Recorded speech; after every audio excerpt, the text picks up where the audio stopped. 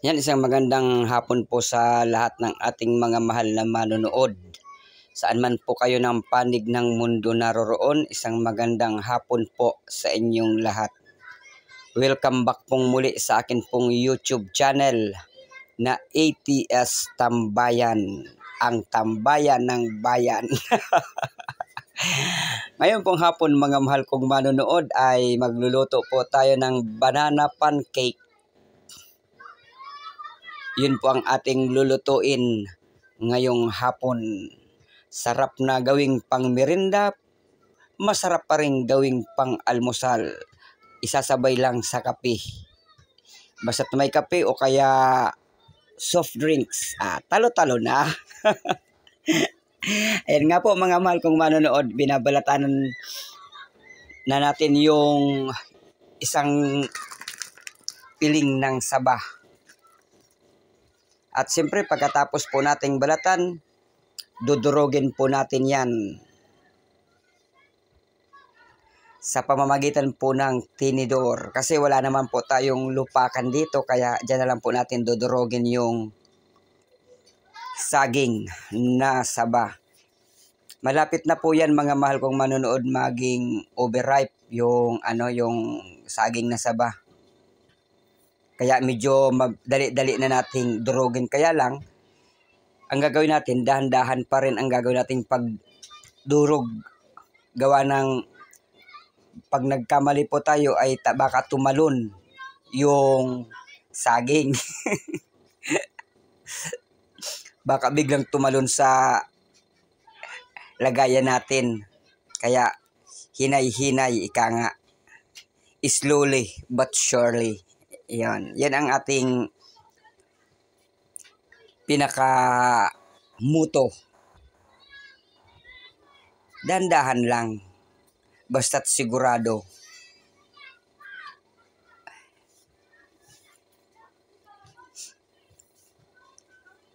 Ayan mga mahal kong manonood. Kita nyo naman. Yung tinidor natin na disalign na sa pagkakagawa. Ayan na nga po mga mahal kong manonood, naglagay na tayo ng asukal sa kawali.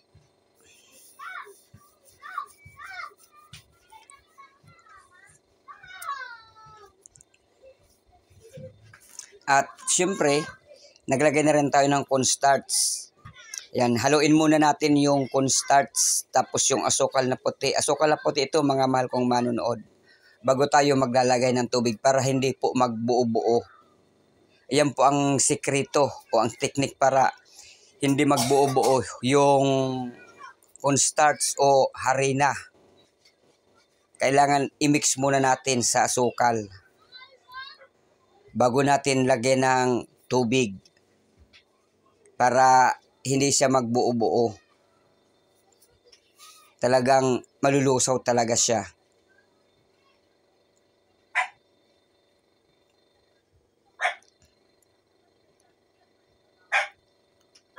Ayan, nagdagdag pa tayo ng asukal na puti.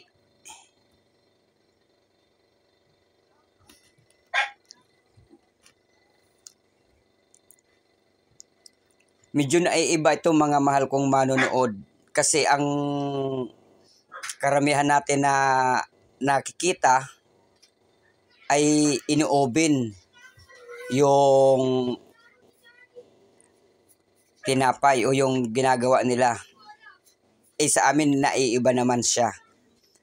Ang ano po pala natin dito mga mahal kong manonood, ang flavor natin dito ay Milo. Depende po sa inyo kung ano po ang gusto ninyong gawing flavor sa inyo pong gagawing banana pancake.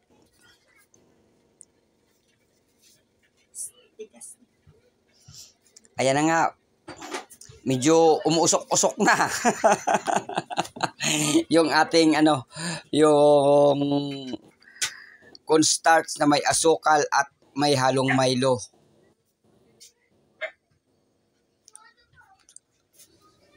Ayan, medyo naman tayo, mapapalaban naman tayo sa paghahalo. Pero hindi nag-aanong kahirapan. Halo lang po mga mahal kong manood ha. Hindi po halo-halo.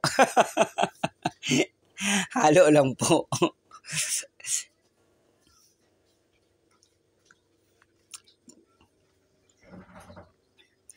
Yan, niluluto lang natin mga mahal kong manonood yung cornstarch. Ayan. Kita nyo naman, kumukulo pa siya. Ayan, bago natin ilalagay yung dinurog natin na saging, na hinog na saging na saba.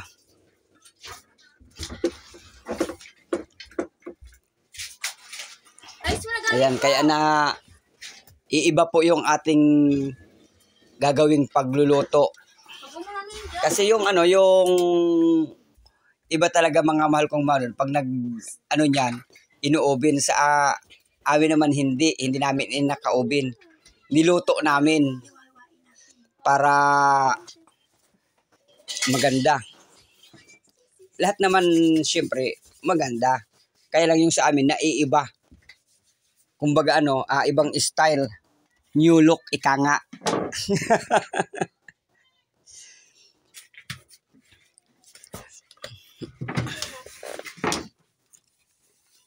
Sarap ah. Sarap parisan ito ng Coke o kaya mainit na kape sa umaga. Pwedeng pang almusal, pwedeng pang merienda. Pag merienda naman, ang ipapares natin dito ay yung malamig na Coke. Yung nagpapawis ba?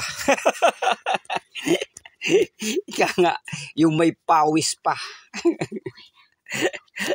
Yun ang ano natin, yun ang ating ipapares sa ano sa banana pancake.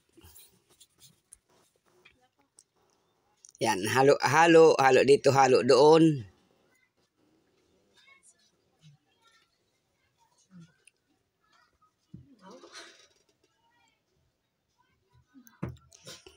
Yan, medyo nagdagdag pa tayo ng ano, Milo para maging mas lalo pang sumarap.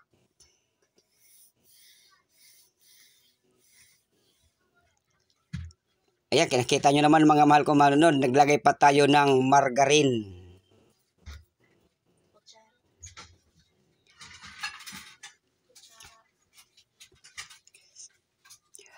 Pwede itong gawing pang negosyo mga mahal kong manonood, mapagkikitaan yan, nabubulol tayo ah.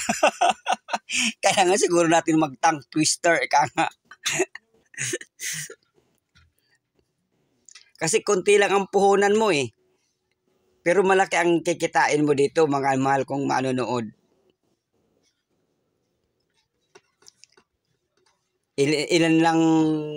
Ilang piraso lang yung ano, yung ingredients.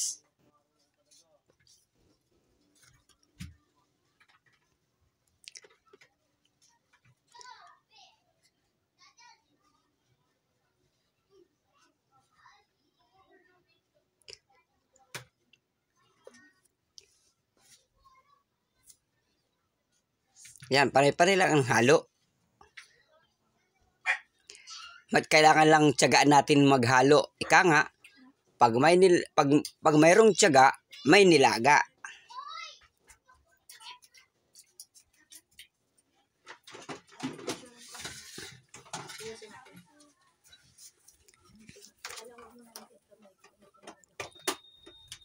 Sa freezer ba?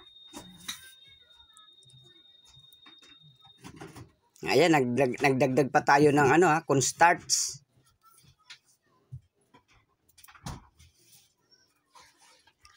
Kasi medyo ano na, tuyo na siya mga mahal kong manonood. Tapos yung saging, hindi pa gaanong luto.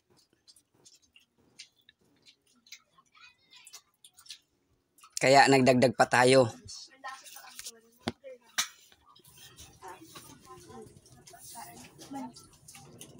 Ayan, bago natin titikman kung swak na ba sa ating panglasa. Wow, sarap ah.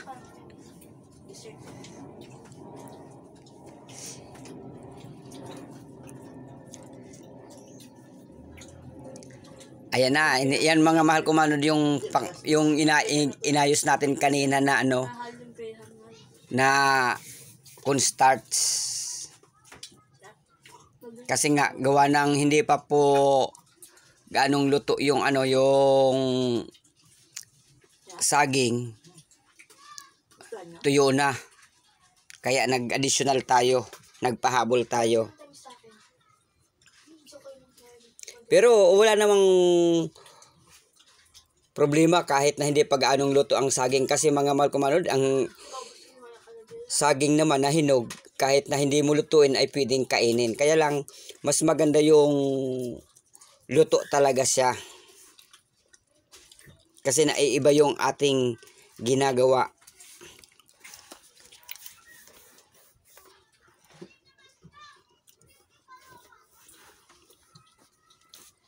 Hindi na ito dumaan sa ano ba yun, yung gilingan ng ano, harina. Tipid sa kuryente. Nakagawa tayo ng banana pancake na hindi tayo nagamit ng kuryente.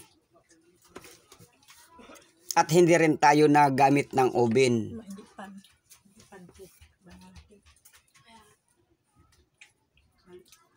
Pancake kasi sa isang cake. Banana cake lang yan. Ayan, bago natin ilalagay sa lagayan. Nung kita nyo mga mahal ko manood, nung naluto na, ilagay natin.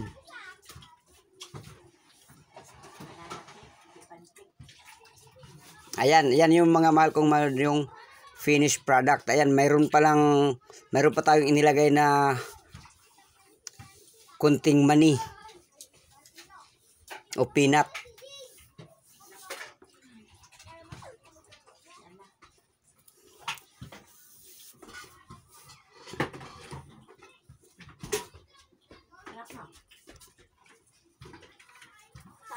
Ayan, at nung tumigas na mga mahal ko manood, ayan, hiwain na natin.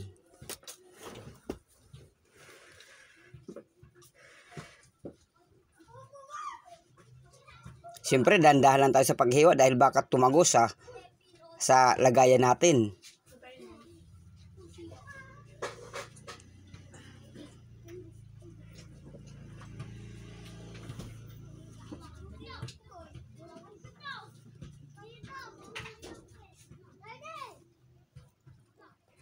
O, yan o. Pati naman mga mahal ko manood, pati yung alaga namin talagang naaamoy niya.